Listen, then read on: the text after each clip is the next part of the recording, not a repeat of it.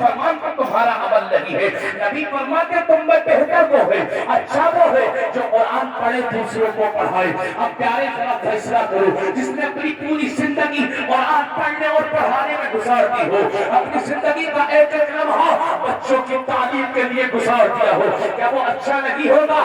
یا وہ بات کے لیے بھی مدرسے قائم کر کے چلا گیا ہو؟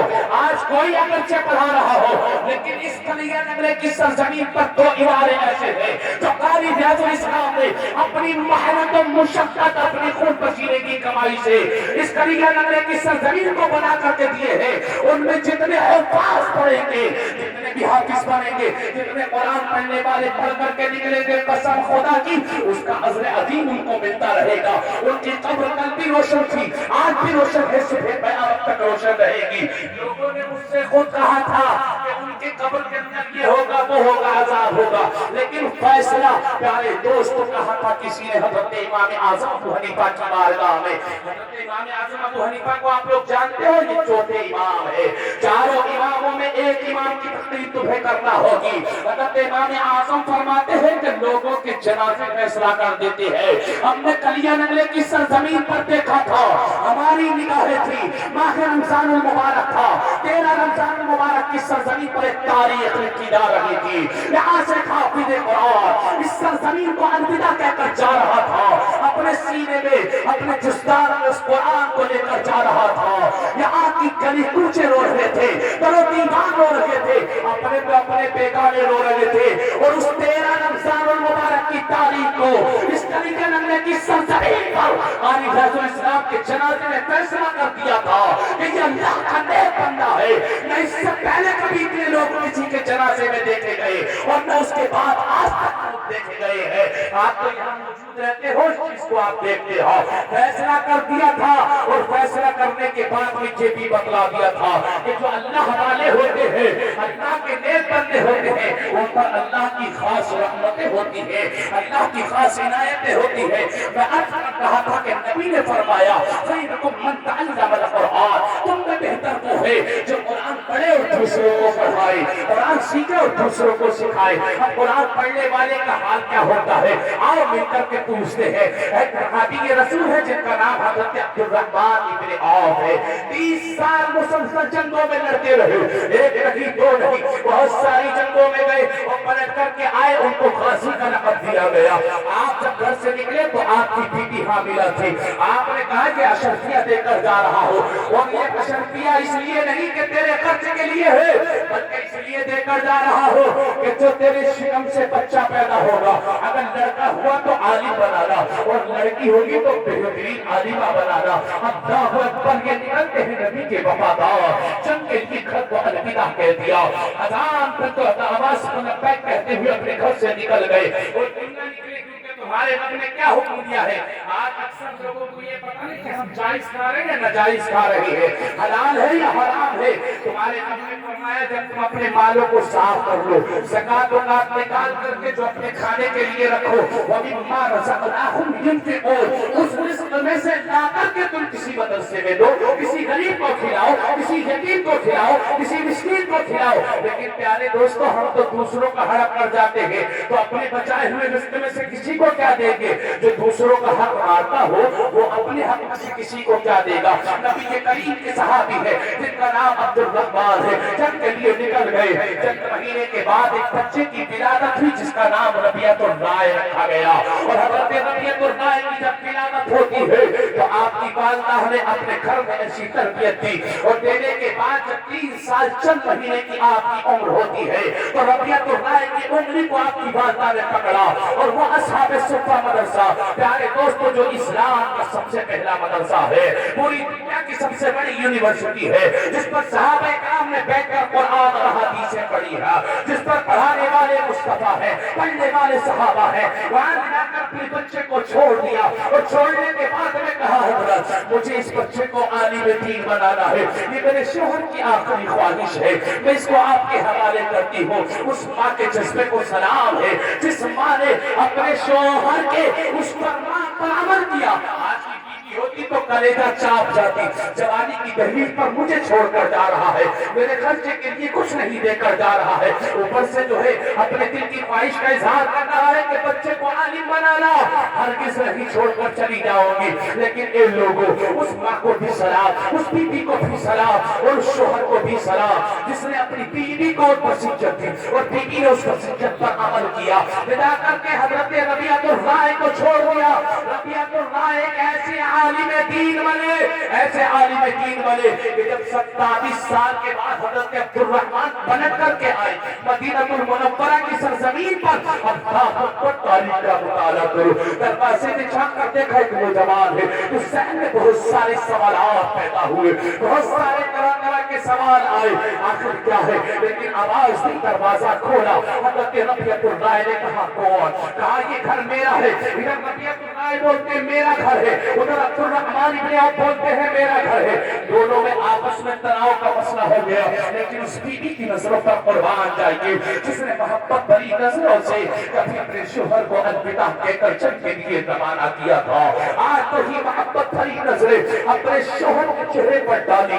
بال بڑے ہو گئے ہیں، داڑھی کے بال بڑے ہیں، چہرے کے بال بڑے ہیں، اپنے شوہر کو دیکھا تو آنکھوں سے آنسو گرنے لگے، اپنے شوہر کی آواز کو پہچان لیا، بیٹے کو آواز دیا ربیعہ پیچھے پلٹ آؤ، ظہر کی نماز کا وقت تھا۔ حضرت ربیعۃ الرائے نے پیارے دوستوں وہ شاہی لباس پہنا، جبہ پہن کر کے سر پر عمامہ سجایا، مسجد نبوی جس میں کبھی مصطفیٰ کریم کھڑے ہو کر کے مصلی امامت پر نماز پڑھایا کرتے تھے، آج اس جگہ پر حضرت ربیعۃ الرائے کھڑے ہو کر نماز پڑھا رہے ہیں۔ حضرت ربیعۃ الرائے جب نماز پڑھانے کے لیے پہنچ گئے تو ادھر آپ کی بیوی نے پوچھا، یہ آپ کی بیوی سے آپ نے جو ہے اپنی بیوی سے سوال کیا یہ کون تھا؟ کہا اس کا جواب تمہیں مسجد نبوی میں مل جائے گا۔ جب حضرت عبد الرحمن مسجد نبوی میں پہنچے تو دیکھا ایک نوجوان ہے جس کا چہرہ چمک رہا ہے، یہ وہی نوجوان ہے جو گھر پر ملا تھا، نماز پڑھا رہا ہے۔ نماز کے بعد جب تفسیر بیان کرنا شروع کی تو قسم خدا کی مسجد نبوی کے اندر جو صحابہ بیٹھے تھے ان کی چیخیں نکل لگی تھی، آنکھیں بند ہو گئی تھی، آنسو گر لگے تھے، رو رہے تھے۔ حضرت عبد الرحمن کی بھی آنکھوں سے آنسو نکلنے لگے، آپ بھی رونے لگے، اور آپ نے پیچھے سے پوچھا کسی صحابی سے آخر یہ کون ہے نوجوان جس کا چہرہ چمک رہا ہے؟ علم کا حال یہ ہے کہ تفسیر بیان کرتا ہے تو صحابہ کی آنکھوں میں آنسو آ جاتے ہیں۔ اتنا کہنے کے بعد میں حضرت عبد الرحمن کی آنکھیں نم ہو گئی۔ اس صحابی کے رسول نے بتایا ایک نبی کے صحابی تھے جن کا نام حضرت عبد الرحمن ابن عوف تھا، وہ یہاں سے جنگ میں چلے گئے تھے لیکن اپنی بیوی کو وصیت کر کے گئے تھے، ان کی بیوی نے آج اپنے بیٹے کو بہترین عالم بنا دیا ہے۔ اتنا سننا تھا کہ دل کا کہوارہ ٹوٹنے لگا، کون سا ایسا باپ ہوگا جس نے پیدائش کے بعد نہ دیکھا ہو اور آگے زندگی بڑی ہو نہ دیکھا ہو، جوانی کی دھیری پر قدم رکھا ہو نہ دیکھا ہو، اور وہ بچہ اچانک مصلی امامت پر ہو، وہ بیٹا تفسیر بیان کر رہا ہو، صحابہ کی آنکھیں چھلک رہی ہو، وہ بکھر لگے ہو، اس بات سے کیسے برداشت ہو سکتا ہے؟ ان لوگوں اس حال میں حضرت عبد الرحمن نے اپنے کلیجے سے لگا لیا اپنے لاڈلے کو، اور لگا کر کے کبھی پیشانی کو چوما، کبھی گلے کو چوما، اور چومنے کے بعد میں کافی دیر تک روتے رہے۔ لوگوں نے پوچھا آخر تم کون ہو؟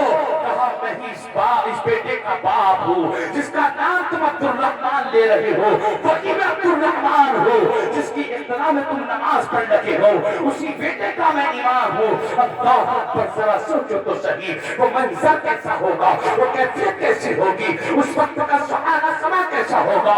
آج اگر کوئی باپ اپنی بیوی سے، کوئی باپ یہ چاہے میرا بیٹا حافظ بن جائے تو اس کی ماں نہیں پڑھنے دیتی، اور کوئی ماں یہ چاہے کہ میرا بیٹا عالم بن جائے تو اس کا باپ نہیں پڑھنے دیتا۔ اے لوگوں، تم نبی کی بارگاہ میں اچھے ہونے والے ہو، نبی نے تو فرمایا بہتر تم میں وہ ہے جو قرآن پڑھے، بہتر وہ ہے جو قرآن دوسروں کو پڑھائے۔ حضرت ربیعۃ الرائے نے قرآن پڑھا، بہتر بن گئے، اور ایسے بہتر بنے کہ مسجد نبوی کے امام بن گئے، اور جب مسجد نبوی کے امام بنے تو قسم خدا کی اللہ کی رحمتوں کا حال کیا ہوگا۔ اور جب دونوں باپ اور بیٹے کو ماں نے ایک ساتھ میں اپنے گھر میں دیکھا ہوگا تو اس ماں کی ممتا اور اپنے شوہر کے لیے پیار کا حال کیا ہوگا۔ اپنے رنجوں کو پھیلا دیا، پھیلانے کے بعد میں دعا کی، مولا جو میرے شوہر نے مجھے وصیت فرمائی تھی آج میں نے اس کا حق ادا کر دیا ہے، اے مولا تو اس سے قبول فرما لے۔ قسم میں نے تیری عبادتوں کو بھی قبول کر لیا، ربیعہ کی جنگوں کو بھی، ربیعہ کی عبادت کو بھی قبول کر لیا، عبد الرحمن کی جنگوں کو بھی قبول کر لیا۔ کل بروز محشر اس کا سبق یہ ہوگا، ایک مسجد نبوی کی امام اور ایک قاضی کی بیوی بنا۔ نعرہ تکبیر، نعرہ رسالت، مسلک اعلیٰ حضرت علماء اہل سنت فیضان قرآن۔ ایک مسجد نبوی کی امام کی ماں بنا کر اٹھائی جائے گی اور ایک قاضی کی بیوی بنا کر اٹھائی جائے گی۔ آپ بھی چاہتے ہیں کہ نبی کی بارگاہ میں اچھے ہوں؟ کتنے لوگ چاہتے ہیں؟ ہاتھ اٹھائیں۔ سب چاہتے ہیں؟ اچھا، تو اپنے بچوں کو کیا کیا پڑھا؟ کس کس کا بچہ انٹر کر لیا اور قرآن کس کس کا پڑھ لیا؟ اب معاملہ صفا ہے، یہاں سمجھ میں نہیں آتا۔ اپنے بچوں کو دین کی طرف لاؤ۔ یہودیوں کا مشن اور ان کی فرقہ پرستی اور ان کے ثالثہ جات جو تھے وہ بہت تیزی کے ساتھ پھیل رہے ہیں۔ آج تمہیں وہ اپنی گرفت میں لے رہے ہو، اپنے نیٹ ورک میں بہت تیزی کے ساتھ کھینچ رہے، ان کا وائرس بہت تیز پھیلا ہوا ہے، لیکن بچنے کے پاس ہمارے اور آپ کے پاس کچھ ہے نہیں۔ بچنے کے پاس، بچنے کے لیے اگر کچھ ہے تو وہ اللہ کے پیارے نبی کے گھر، جس کو ہم اور آپ مدرسہ کہتے ہیں، رسول اللہ کا گھر ہے۔ جب آپ ان کی قربتوں میں جائیں گے تو ہمارے بچے ان یہودیوں کے مشن سے دور رہیں گے، ان کے فیشن سے دور رہیں گے۔ ہم نے اگر کبھی کہہ دیا یا کسی عالم نے کہہ دیا کہ داڑھی رکھا لو تو بڑا برا لگتا تھا ان نوجوانوں۔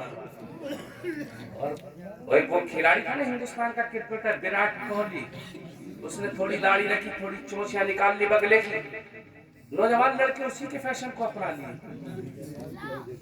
بہت تیزی کے ساتھ بات حق ہے، کڑوی ہے، الحق بہت حق بات ان سے زیادہ کڑوی ہوتی ہے۔ حالانکہ ہمارے اساتذہ کی عمر کے علماء بیٹھے ہوئے ہیں، ان کے سامنے بات کرنا، بات تو بہت کڑوی ہے لیکن کڑوی ہے تو اس پر عمل کرنا۔ آج ان نوجوانوں سے اگر کہہ دیا جائے داڑھی رکھ لو تو رشتے نہیں ہوتے۔ اس کا باپ 60 سال کا ہو گیا، داڑھی رکھ لو تو کبھی پوتے کی شادی نہیں۔ نماز پڑھنے کے لیے چلو، ہاں جاتا ہوں جمعے کے دن، سنا ڈھنگ سے یاد نہیں۔ یہ ہے حال مسلمان کا، اپنے آپ کو کہتے ہیں ہم مسلمان ہیں۔ اور آج پڑھو، نبی کی بارگاہ میں اچھے بننا چاہتے ہو، نبی کی بارگاہ میں مقبول بننا چاہتے ہو، نبی کی بارگاہ سے اعزاز لینا چاہتے ہو تو قرآن پڑھو۔ اور جب قرآن پڑھو گے تو قرآن اس طریقے سے مت پڑھو کہ قرآن مجہول پڑھو، پڑھنا بھی غلط، سننا بھی غلط۔ وَرَتِّلِ الْقُرْآنَ تَرْتِيلًا، قرآن کو ٹھہر ٹھہر کر پڑھو، تجوید کے ساتھ پڑھو تاکہ اللہ کی رحمتیں برسیں۔ اور جب اللہ کی رحمتیں برسیں گی تو قسم خدا کی دنیا بھی سنور جائے گی، آخرت بھی سنور جائے گی۔ پوری بہت جلدی رکھتی ہے۔ اللہ کے نبی نے فرمایا تم میں بہتر وہ ہے جو قرآن پڑھے اور دوسروں کو پڑھائے۔ مدرسوں سے قریب ہو جاؤ، خود بھی قرآن پڑھو، اپنے بچوں کو بھی قرآن پڑھاؤ اور دوسروں کو بھی قرآن کی دعوت دو، قرآن کی تعلیم دینے کی کوشش کرو۔ جب ہم قرآن پڑھنے والے ہو جائیں گے، ہمارے گھروں کا ماحول قرآن والا ہو جائے گا تو انشاءاللہ تعالیٰ دنیا داروں سے، دنیا کے فریب سے بچ جائیں گے۔ میں نے جو بھی کچھ کہا اور آپ نے سنا، اللہ پہلے مجھے اور بعد میں آپ کو اس پر عمل کی توفیق عطا فرمائے۔ اسی طریقے کی لغزش یا کوتاہی ہوئی ہو، اللہ رب العزت اس کو اپنے حبیب کے فضل و کرم سے معاف فرمائے۔ استغفر اللہ ربی من کل ذنب واتوب الیہ وما علیہ الا البلاغ۔ السلام علیکم۔